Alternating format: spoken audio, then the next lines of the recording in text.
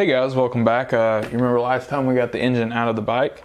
So now we're gonna go ahead and start taking the engine apart. I usually like to start from the top and work my way down, just to remove some weight from it, and it's easier that way because I won't spill oil everywhere as soon. But anyway, let's get to it. Already took these off, but that's as far as I've gone. So first, we're gonna take the cam chain tensioner off here.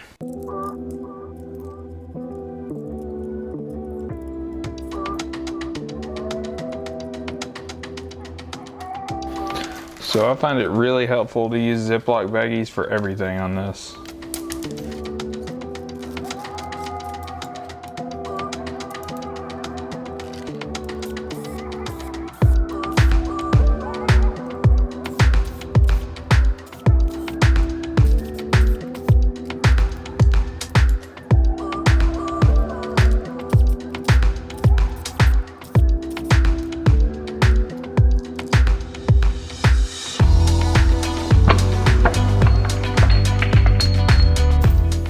That's not the right way to do that.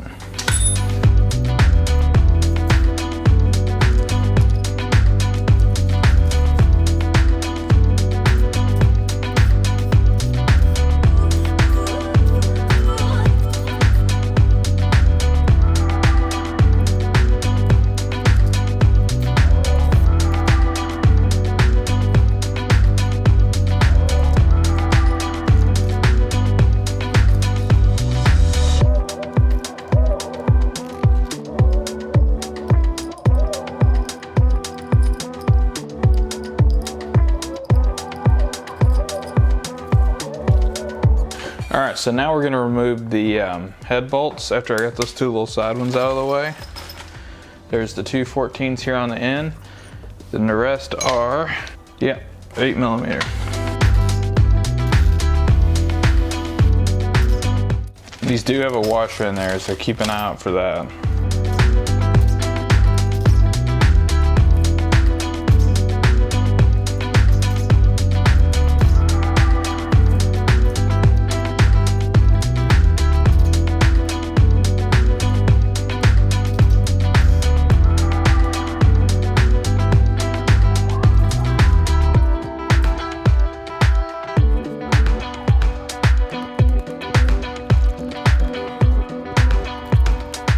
I don't know if you see that, it doesn't look half bad in there.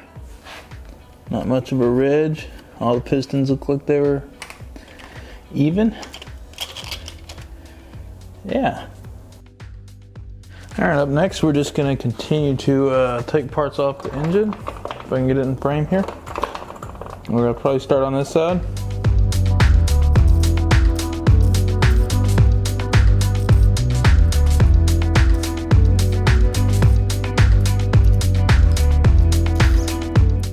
Gonna have to press that off, so I'm not sure if I have that size, we'll see.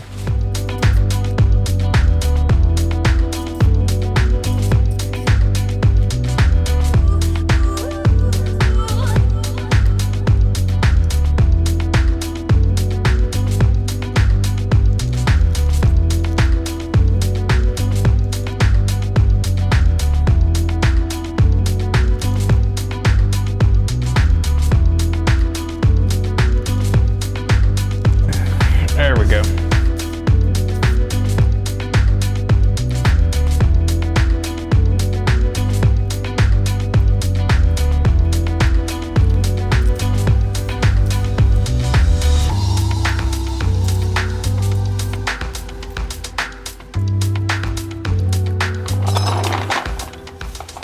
Now on to the other side.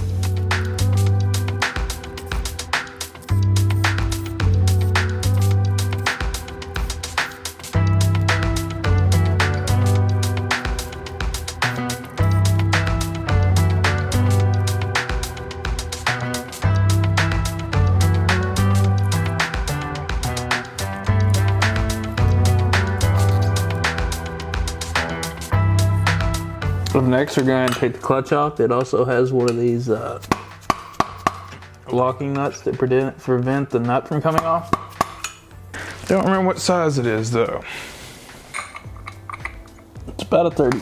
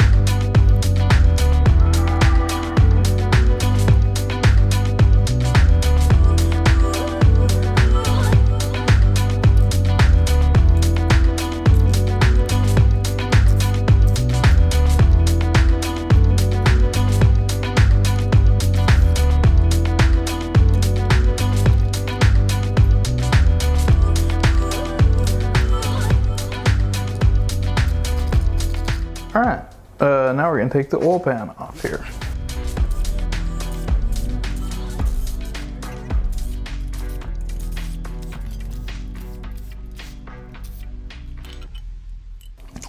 Right away we can see the parts of that gear.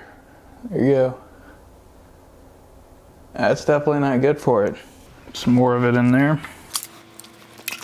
This engine's definitely gonna be well flushed, so no worries on that.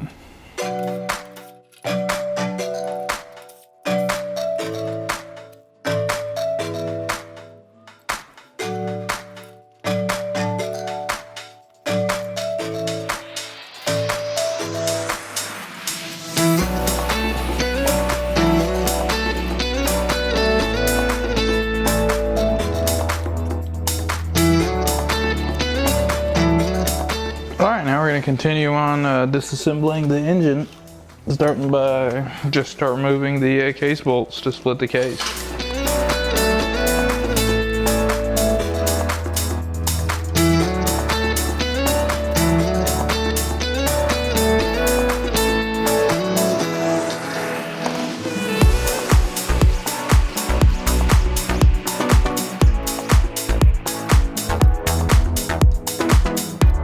I'm not sure if these have to be replaced yet. I'm gonna figure that out real soon though.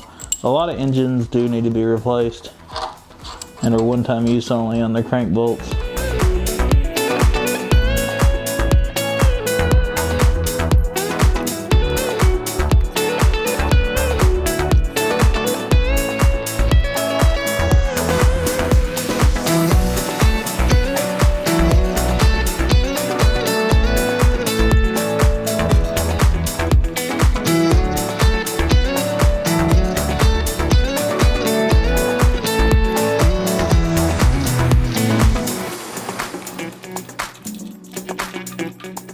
Alright guys, well that's about it. The case is split.